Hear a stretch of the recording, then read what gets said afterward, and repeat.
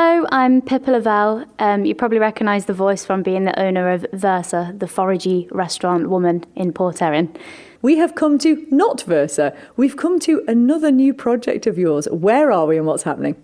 So we're in ShopRite car park in Port Erin, just round the corner from the restaurant, and we are at our new premises called Artea. Artea, as in art and tea. So Artea is fundamentally a community fluid creative space, primarily an art gallery, really low commission, 10% commission, because if you're a graduate starting out, how can you pay 30-40% commission when your art's barely worth that to begin with? So it's a platform, a community platform, to allow people to grow from being a young artist. It's just a fluid space, so there's going to be yoga, poetry slams, different food nights.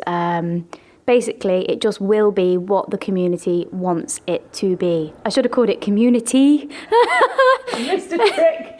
It's an art gallery and a tea shop primarily. Okay, so I mean, this is extraordinary to me that you've come up with this, what is essentially quite a big idea, when really Versa's only been open for a really short amount of time already, and you're sort of doing this. So is this going to run alongside Versa, or how's it going to work? So essentially, Versa is still Versa. Versa is my main focus. Versa is me. I am a chef, and I love it. That is what I do. But most of the stuff with Versa is all about community and sustainability. So this is almost the vice to the Versa. So this is going to be more the community aspect. So Versa's quite a small space, and now that it's really fully booked quite a lot of the time, it's hard to do anything extra there. So this is a space to facilitate the community side of what my business stands for. And why did you want to do this? Where did this come from, this idea? So growing up, I used to go to this little art gallery every weekend with my mum in Leicester. And there was just all sorts of crazy workshops and funky, just a space for different cultural things going on. And I think as a child on the Isle of Man, like if I were to have children on the Isle of Man right now, I'd be a bit, where do I do that kind of thing with my kids? What can I just feel like it's lacking. And the reason why I'm doing this is, one, because I can't stand to not be busy, but two, I just saw the shop, saw the opportunity, thought, COVID's happened, so much has happened, I just think, why not? The same way I say about getting invasive weeds, without permission, sod it, just do it. And you're doing a lot of this yourself as well, aren't you? Yes, I just figured I should wear a dust mask while sanding down tables. So in between, we're closed on a Tuesday and a Wednesday at the restaurant, but the Wednesday is the prep day. So just Tuesdays, I'm just coming round, kind of doing the floor, sanding things, tiling, like getting it ready. It is stressful, and we're moving house this week as well. But I really think it's going to be worth it, because once it's up and running, essentially I won't really have to do much. The community will just run it themselves and take responsibility for the space. Do you know, I love this, because you moved over here just a couple of years back now, really, and you have just immersed yourself in the Isle of Man, in the culture, but also you're creating your own culture while you're here as well. Yeah, well, I definitely feel like the Isle of Man is home, and again, the biosphere, nature, and it's just so inspiring. And as I said at the start of, opening Versa and the government and Department of Enterprise and everything and all the support, I just really feel like it's a place where you can thrive. And at the end of the day, just go for things, because if it doesn't work out, you can just get a job. It's not the end of the world. If you've got an idea, I just think just go for it. The worst thing that could happen is that it didn't work out. Get a job. Well said. So from the point of view then of, for instance, the artists or the poets or whoever you want to sort of get involved here, how do people do that? So the first exhibition is actually sorted. So we're going to have Gabby Cooper, who does like tree prints, and we've got Olivia Savage, a really cool up-and-coming young artist, and then we've also got a really established artist, Kate Somerville. So it's really exciting. The idea is to use kind of more the acclaimed and established artists, and then let the younger ones kind of latch on and use them to kind of give them a leg up, whilst also learning and networking with other people. But there's a retail space, again, 10% commission. If it sells, it sells. If it doesn't, it doesn't. You can just basically contact us through Versa. As usual, it is Versa, the main business. But we're looking for people to retail alongside Cup of Lena and Manx Turned and people like that. The second exhibition as such hasn't been organised yet, so it will just be fluid. Contact us if you want to do it, let's do it. And literally it's evolving fluid space. Contact us if you want to exhibit, even if it's one piece, or you want to take the whole place over, or you just want to host a workshop, or anything you want to do, just contact us, and the idea is we will facilitate it. Oh, sounds awesome. So when are you hoping this will be open to the public? We've got a really busy week. We've got a new member of staff starting, etc. at Versa. But in 2 weeks' time, we should be open. So the Sunday, the 11th, is hopefully the launch party. And then from there, we're going to be open Wednesday, Thursday, Friday, Saturday, Sunday, 10 till 2, where kids can rent easels and you can come in for a cup of tea, and there's some vegan snacks as well, all responsibly sourced, British snacks. And you can come in for a cup of tea and the kids can do art and just be creative and funky space in the day. But then, because it's not very sociable just to be open in work hours, we're actually open 4 till 8 in the evening, where we're going to get some chessboards and backgammon and get books out, do different events and nights as well. So it's kind of like an adult youth clubby thing in the evening, where it's not just a pub or a restaurant, something more community and, that kind of environment. But then fundamentally, there'll be on the window at the front of the space, what's on this month, and it will just be month by month what's going on. We've got someone coming to do henna on Sundays and things like that. Like I said, yoga, but essentially just take it month by month. I don't know, vegan cheese board nights, poetry slams, as I said.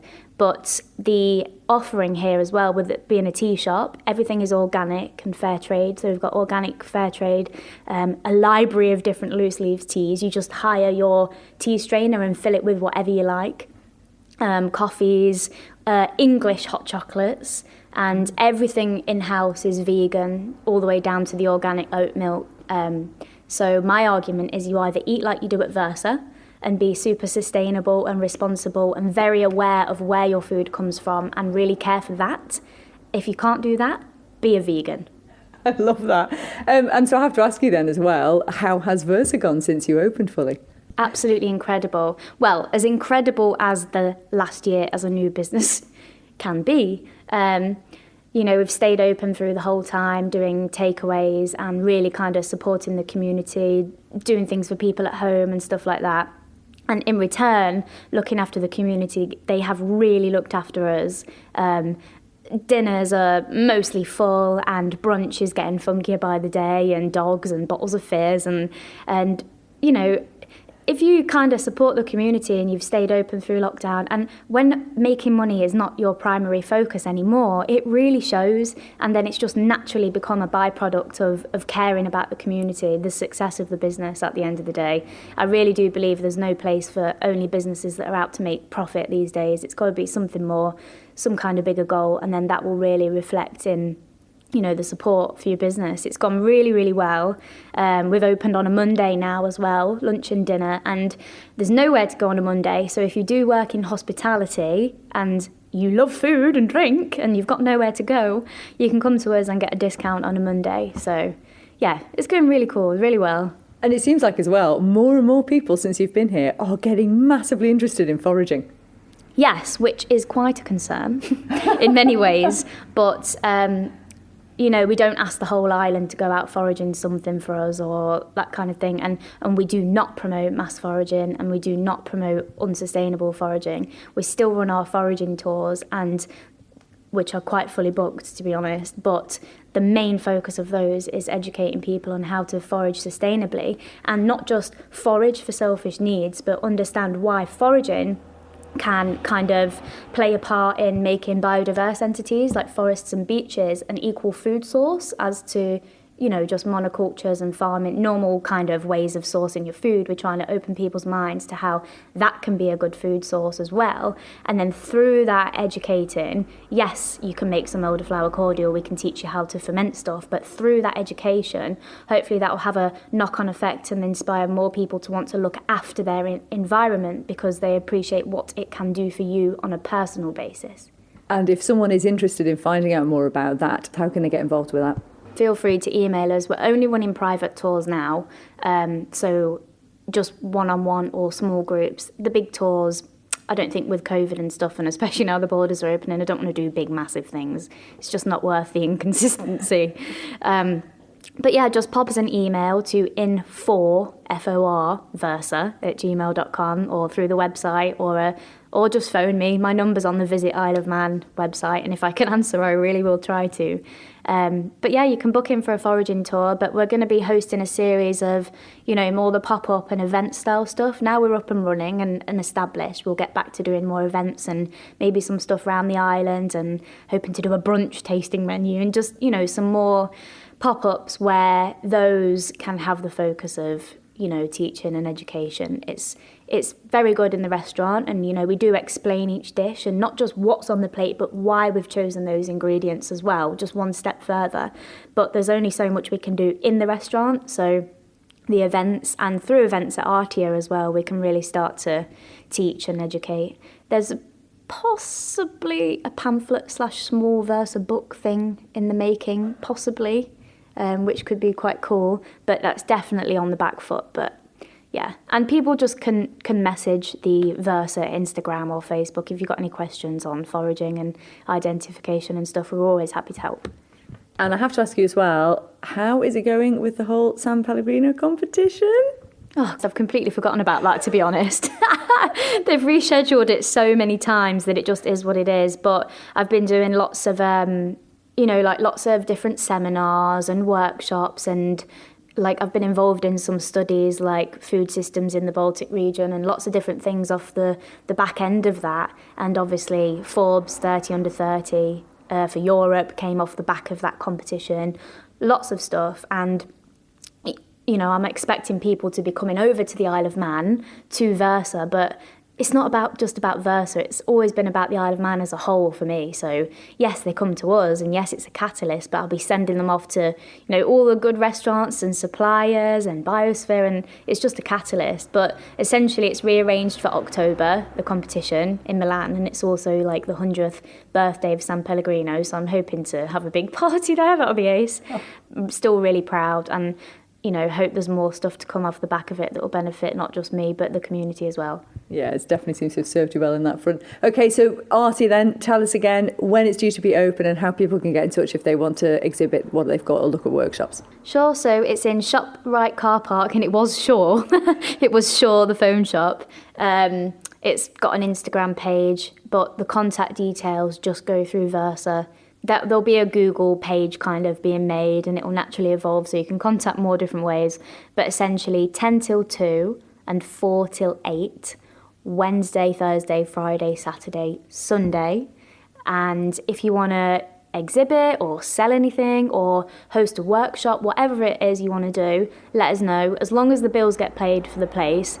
Again, it's not about making money, it's just facilitating a space which, we can use and just be what we want to be in. So just let us know if you want to do anything, and we'll do our best to facilitate it, I guess.